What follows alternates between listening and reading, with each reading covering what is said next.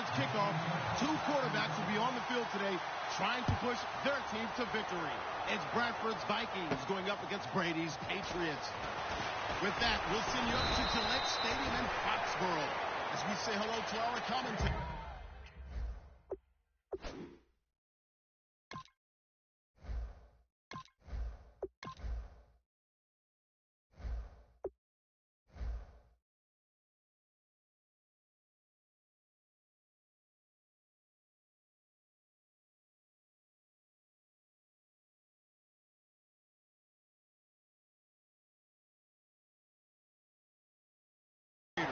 Brandon Godden and Charles Davis.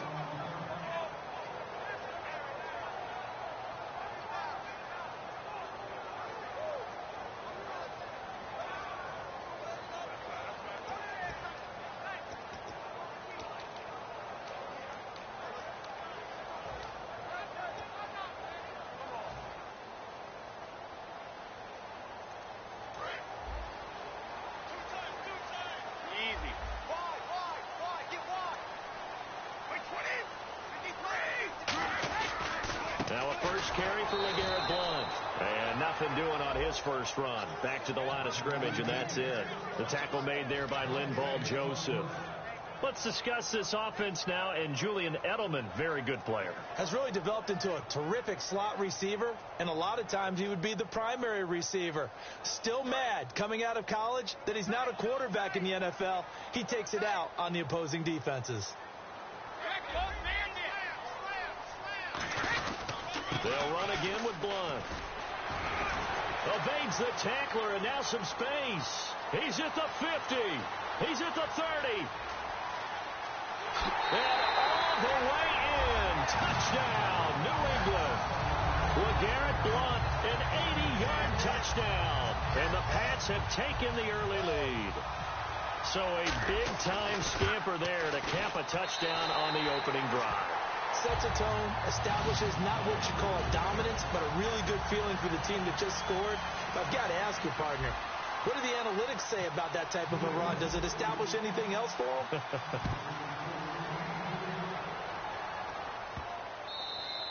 And this will be a touchback as that sails over the end line.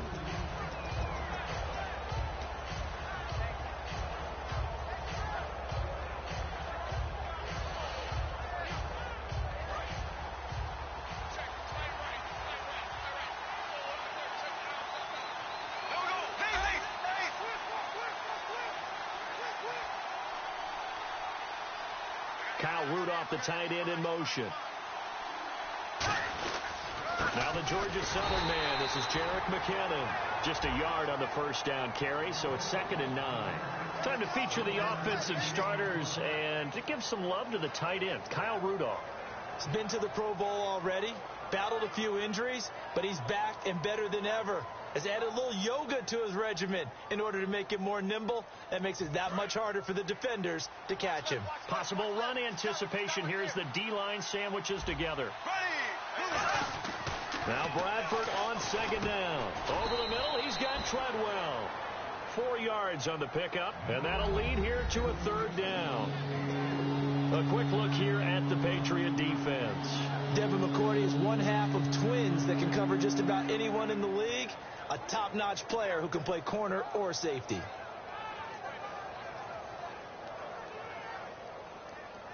Third down now following the completed pass.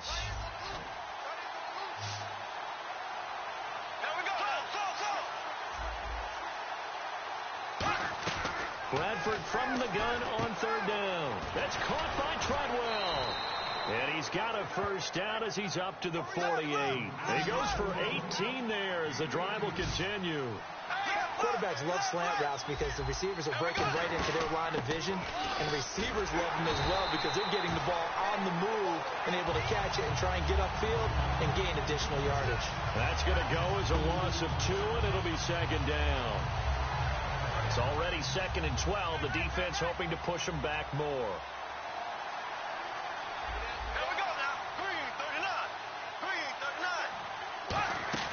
Second down, Bradford.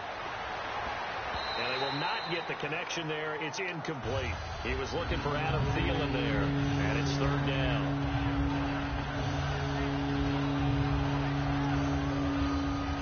Incomplete pass on second down. Let's see what the offense draws up here on third. Now we're going to get a timeout here called by the Patriots. They'll have 2 remaining as we step aside here in this first quarter.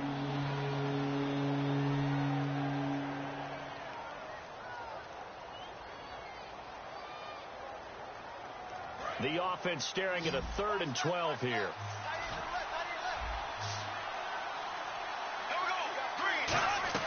On third down, Bradford. Oh, the ball comes out on the hit, but they'll say it's incomplete. Stephon Diggs, his intended receiver, and that brings up 4th down. So on 4th down, here's the punter, Jeff Locke, to kick it away. Back deep, Danny Amendola for New England. And now a high kick here as he'll try to hang it up there.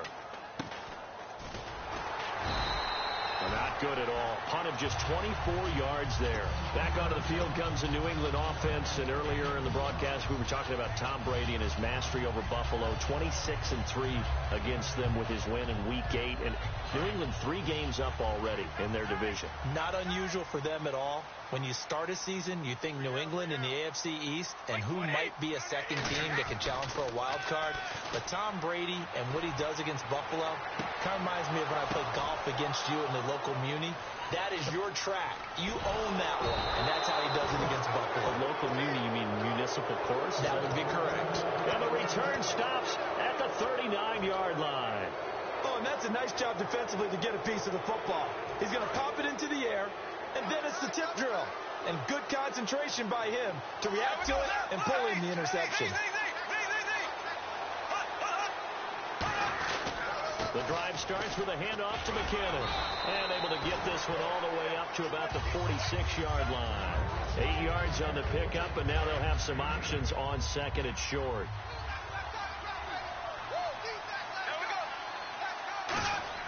Now a second down throw for Bradford. Out to the flat. That's complete to his running back. They'll lose a yard, and it brings up third. Really good defensive effort. They were all over that little swing pass out to the right side, but they lost yardage. Terrific read, better execution, and done with a lot of enthusiasm, wasn't it? Absolutely. They saw it all the way, ran to the football, and caused a nice play for lost yardage. Fresh set of downs here. And Brandon, from our time in college football, where receivers weren't running the traditional NFL route tree, one thing they did learn, find open areas, find soft spots. And now look at him go. Touchdown, Vikings. Jerick McKinnon, 47 yards. And the Vikings are an extra point away from tying this thing up. And on that long run, maybe the defense caught napping a little bit. The concentration level may not have been there. I agree with you on that one, because those types of plays, when they result like that, they're almost like big bolts of lightning, aren't they? Whoosh, and off he goes. So a tie ball game here as the kick's away. This is fielded a couple yards deep. Look at the spin. Out comes the New England offense to see what they can do this time. And last time, one play interception. So this offense, they should be fresh. That's a good way of putting it. And I can't wait to see what they decide to do with play calling. Because a one-play drive where you throw an interception, a lot of people think the very next time out, run the football, don't give them a chance. Maybe play action? I think maybe you go play action, show your quarterback, you get a little confidence in him, and let him fling another one. Trying to shake off the interception. He'll look to throw. Slant route caught by Edelman. Give him 9 on the play, and it'll be second and about a yard to go for the first. Slant route's effective no matter who's running the route and catching the ball. But when you have a receiver of that stature, you have to be a little bit more precise throwing it. You don't have the same catch radius with the bigger targets. Second down now after the pass completion. They'll come out in the pistol. Brady gives now to Blunt. And he'll get it up to the 33-yard line. Blunt got in the end zone for the 9th time this year in Week 8. In fact, those 9 rushing touchdowns, Charles, that leads the league. And he leads the league in attempts as well. And he's on pace for a 1,200-yard season. And he's had a 1,000-yard season once before when he's with Tampa Bay. And look at what he does to help out Tom Brady in the passing game. You have to respect Blunt. That allows Brady to throw the ball almost at will.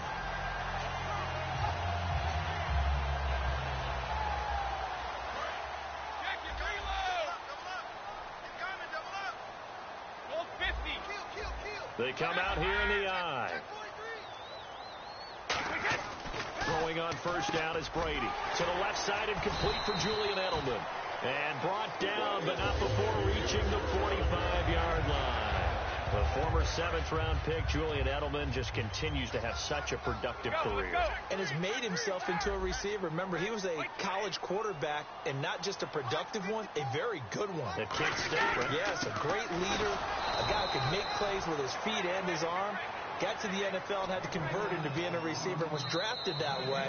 And that conversion, oh boy, it's been good. Alongside Charles Davis, Brandon Gaudin, it's the Patriots in possession to begin quarter number 2. They've got it 2nd and 10 to start things out.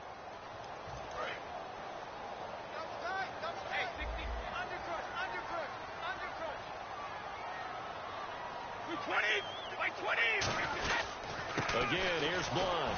And he got blown up. Losing yardage on the play back at the 44. And they'll lose a yard that time, and that's going to lead to a 3rd down.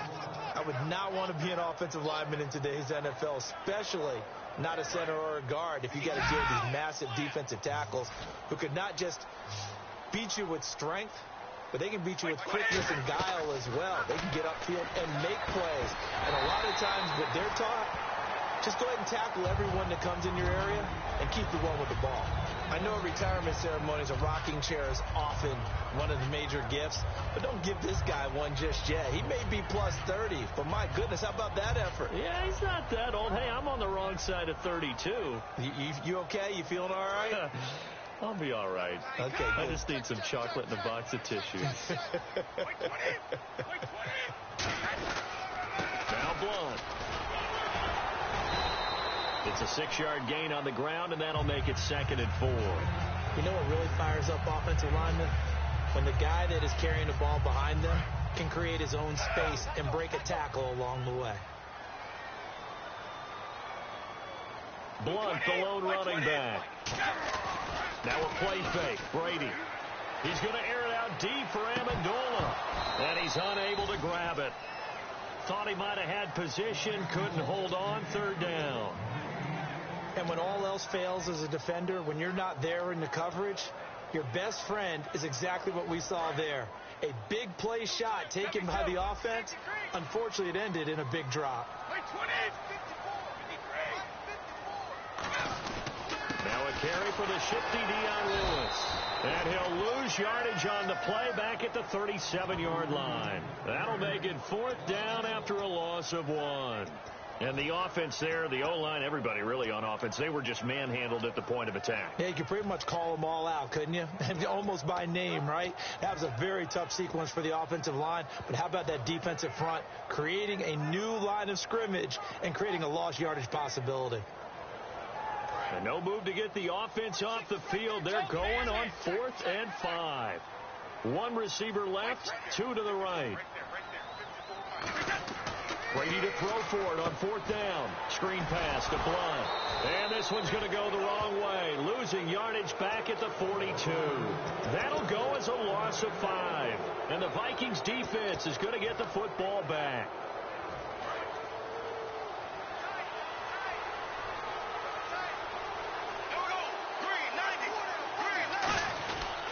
Now McKinnon to start the drive.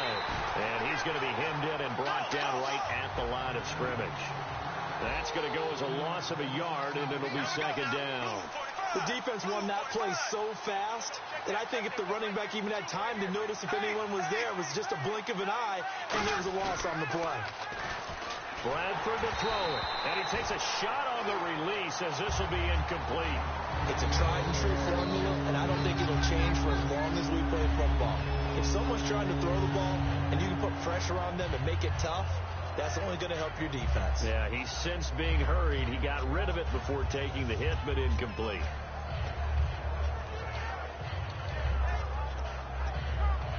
And they'll be in search of 11 yards here on third down. Looking to jam the receivers at the line here. Press coverage look defensively.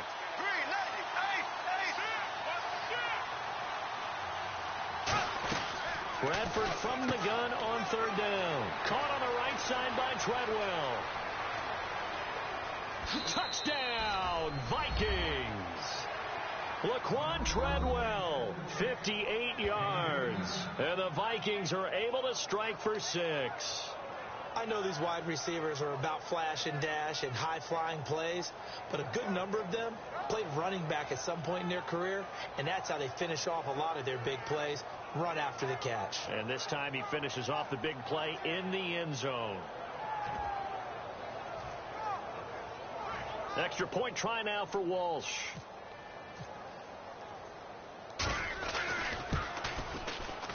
And he's got it. It's now a 14-7 ball game.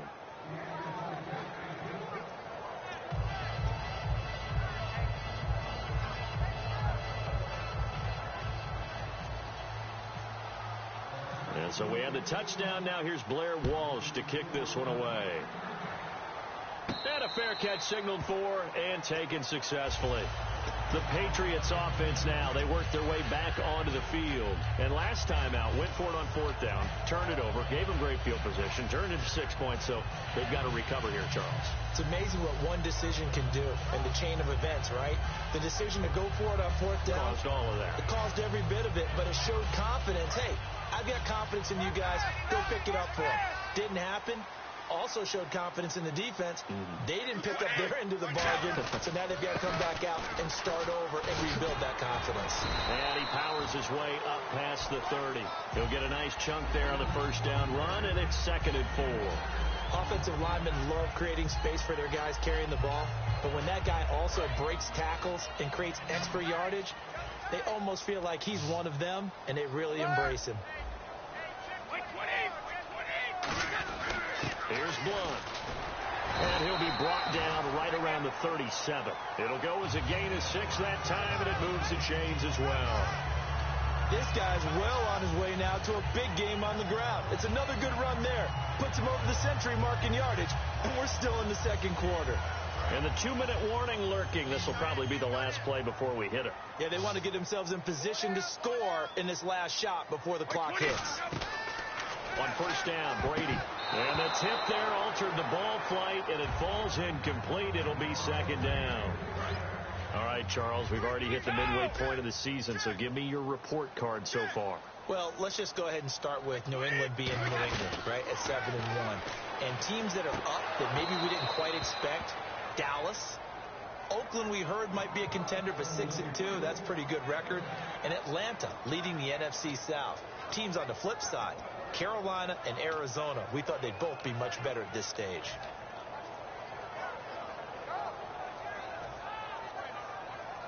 Defense has set themselves up nicely. 3rd and 10 now.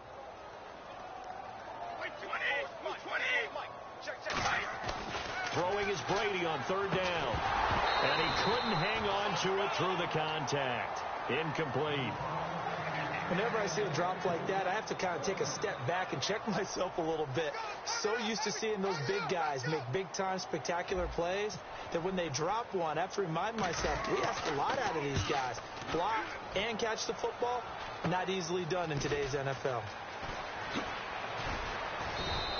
A special teams mistake there, no doubt. Just 26 yards officially on the punt. And it'll be Viking football here as they take possession.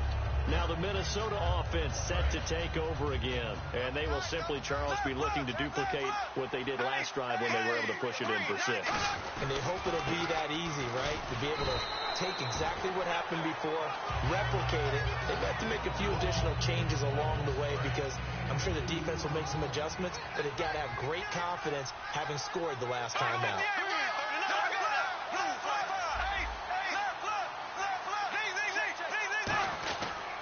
They run once more with McKinnon. And he'll be taken down just shy of midfield.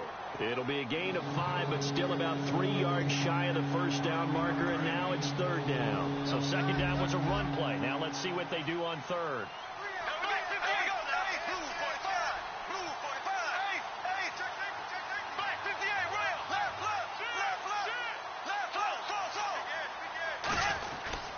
Now McKinnon.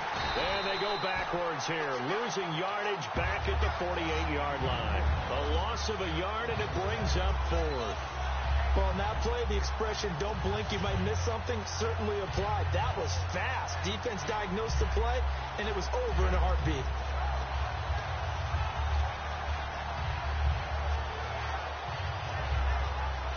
NFL teams last year a little under 50% on fourth down conversions. This is a bit tougher. 4th and 4.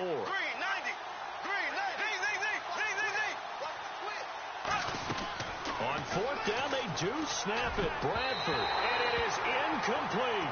So certainly an interesting call there to go for it. And the Patriots take over. They're going to have terrific field position. The Patriot offense now set to come back out onto the field. And this is a spot late in the clock near midfield, though. Maybe take a couple chances, see if you get in field goal range. You do that if you have trust. And this should be a position now where the great ones, they relish this opportunity to try and put points on the board. Here's Brady. Slant route caught by Edelman. Now whistles come in. We're going to get a timeout here by the offense. So that means they're down to 1 remaining here as we head toward halftime. Second down, they need less than a yard to pick up the first.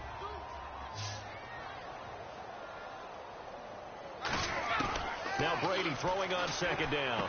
Trying to squeeze it into Edelman, and it's intercepted. Picked off by the linebacker, Eric Kendricks. And his guys have got it back at the closing stages of the first half.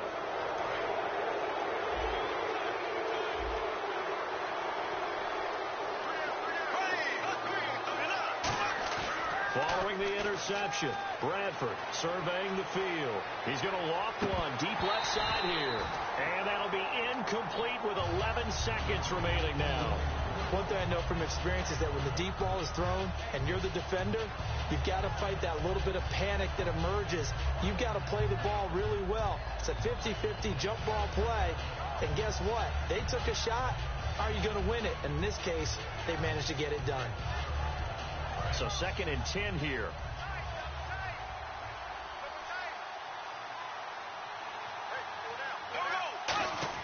On second down, Bradford again.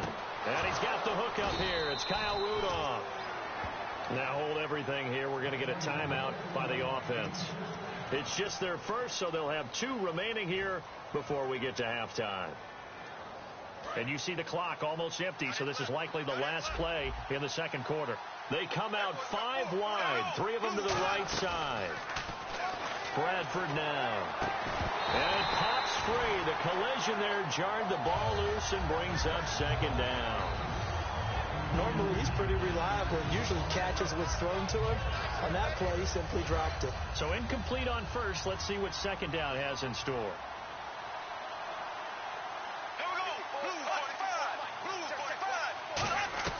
Final play of the half. Bradford. He's going to look deep down the field. This is caught inside the 15. And he's in for the touchdown of the final play of the first half. The prayer is answered. How did they get that done? And they extend their lead, a little added cushion into the lockers. What a way to finish. Tremendous way.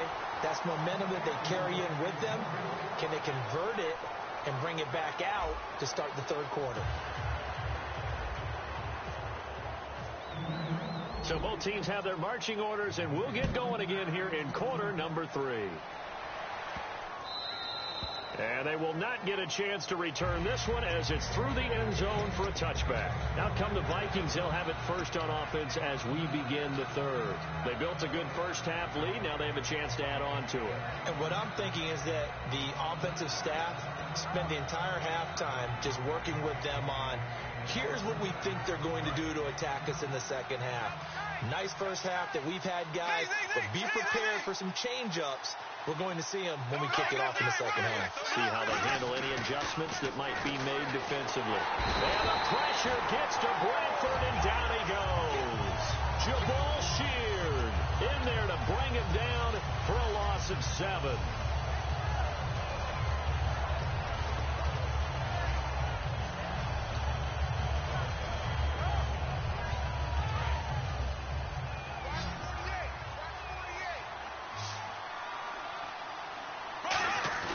Now a second down throw for Bradford. Looking deep downfield. That's going to be knocked away and incomplete. There's no shyness there pushing the ball downfield, but I like the coverage on the play. In good position. And when you have a 50-50 ball, who's going to come down with it? I like the way they made the play. Came across and knocked it away. And the offense looks to pick up the first here on third after that incompletion. Third and long for Bradford. And he'll be hit as he releases it, and that'll fall incomplete. Tremendous coverage there. Just did not catch the football and complete the interception. But what do they say all the time? If he had really good hands, he'd be playing offense.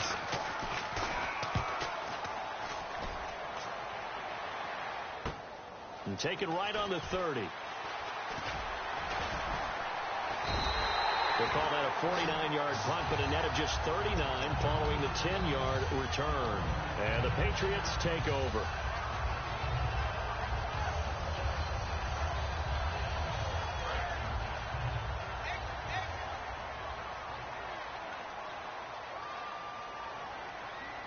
They come out here in the I.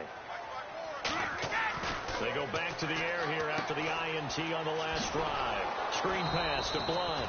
And the play goes nowhere. Losing yardage back near the 40 at the 39. It's a loss of a yard there, and now second down. And the offense behind the chains here a touch on 2nd and 11.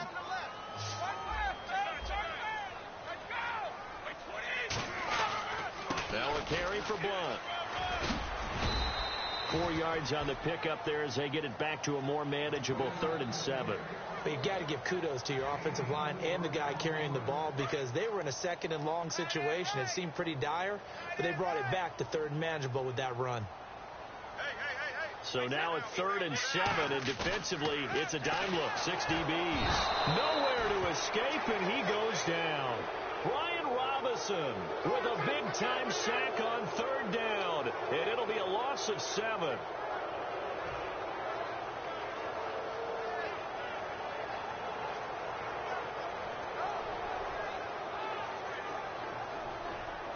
Here's Ryan Allen now as the drive goes backwards, so he's on to punt it away.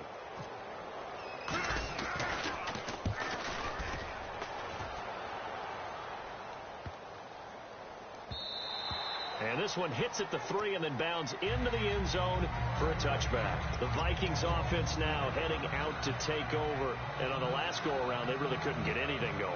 They had to punt from deep inside their own territory, which means you're going to lose the field position battle as a general rule. What they're looking for now is a little more consistency, move the ball at least a few times on offense, get a couple of first downs, and hopefully flip the field.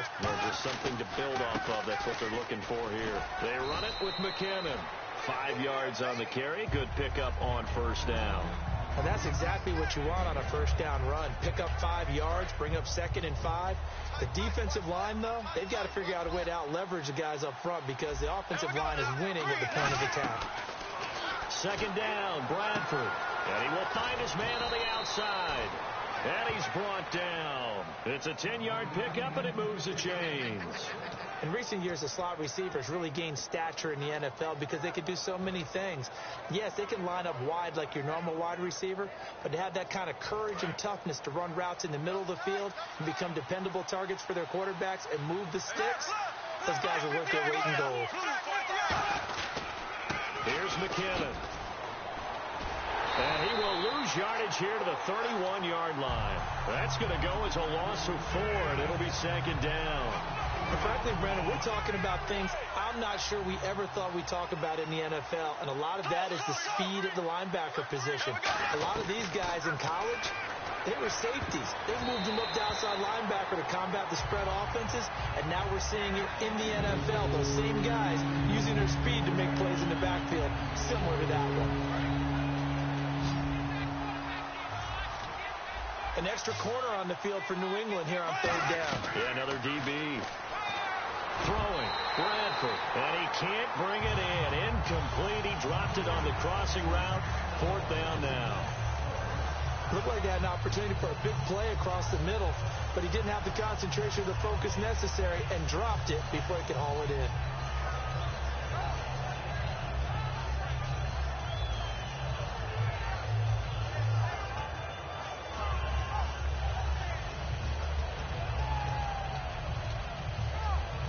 And now they're going to go for it. This isn't 4th and inches. This is 4th and 14.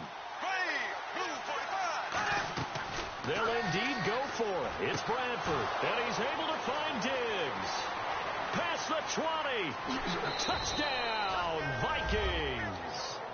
Stephon Diggs, 68 yards. And the Vikings are going to add on to their lead. As a fan, is there anything prettier than a well-executed post route? No, it's a thing of beauty, especially when it's done like that for a touchdown. The throw, the catch, and how about the run after to get it to the end zone? So the defense gets the stop. I know it's situation to situation, but who has more pressure there, offense or defense, when they go for two? I truly believe it's the defense has more pressure because the offense has an entire playbook wide open from the 2-yard line. You can run it, you can throw it. So defensively, I think most teams are going to be aggressive and force the issue and try and bring pressure. And this is secured by the Patriots. And that's why you have your hands team out there on the field. Those are the best guys ready to make that play. And let's face it, it was executed well. It wasn't a bad kick. It wasn't anything like that. Just that the normal outcome actually came to play. Analytics will tell you it's a very low possibility of getting the ball for the team kicking it in an onside kick situation. You're all about the numbers, aren't you? All about the numbers, baby. It's a new game now. They don't lie. And a big turnover there as his guys will get the football back. And now out comes Minnesota. And they were able to punch it in the end zone last time. They'll be looking to do that again here for the defense. Obviously, they'll be looking to stop them from punching it back in the end zone. It always is punch-counter-punch, isn't it? And which team has the advantage? Well, let's just go back. Last time on offense, they rolled downfield, got into a good rhythm. You can see a little more bounce in and out of the huddle. You can see the sideline really get into the game. So defensively, you're thinking to yourself, how do we take that away from them? How do we get the advantage back? Let's see what they come up with. I think pressure is always the first way to go. You love pressure. I love it. We'll see if they dial it up this drive.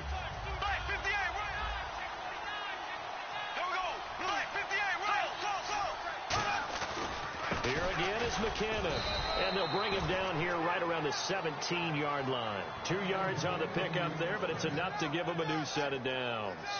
In my book, that's running the ball well, but with intelligence. How about him keeping the clock moving, staying in bounds? Yeah, even though it's the third quarter, you're thinking ahead, aren't you? This is where your running game can really help you with a lead in the second half. I agree totally. It's not just end-of-the-half situations that you worry about the clock. It's throughout the game. And with a lead, stay in bounds. Make them fight harder to try and catch you. Really tough drive, but that run helped salvage something there because now there's something positive that came out of it. They got to see good blocking, good push by the offensive line, wide receivers trying to get involved, a good run by the back, and now maybe it'll be a catalyst for them to look at going forward, watching it on tape. Maybe they can keep incorporating that type of a run into their offense. So the run moves the chains, and here we go on first down. 2nd and inches is oftentimes an invitation for an offense coordinator to take a big shot downfield because he feels like he can come back on 3rd down and pick up the 1st down. But sometimes you just don't want to break tendency. Stay with what you are, stay with who you know, and go get the 1st down. That's exactly what they do. Off the play fake, Bradford. He's got the connection over the middle to Diggs. A really nice gain of 25 yards. Love the call by the offensive coordinator, recognizing the situation very well, calling for the play-action pass, and completing it. McKinnon, and he'll be brought down, losing yardage back at the 40. That's going to go as a loss of a yard, and it'll be 2nd down. Back now in Foxborough. It's the Vikings in possession of the football and the lead. They'll be looking to add to that total as we begin quarter number 4.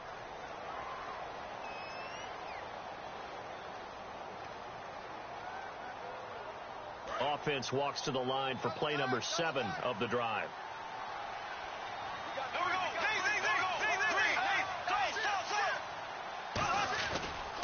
Now a handoff as they run left side. And he gets this one all the way down inside the 20-yard line. A good pickup there of 20 yards.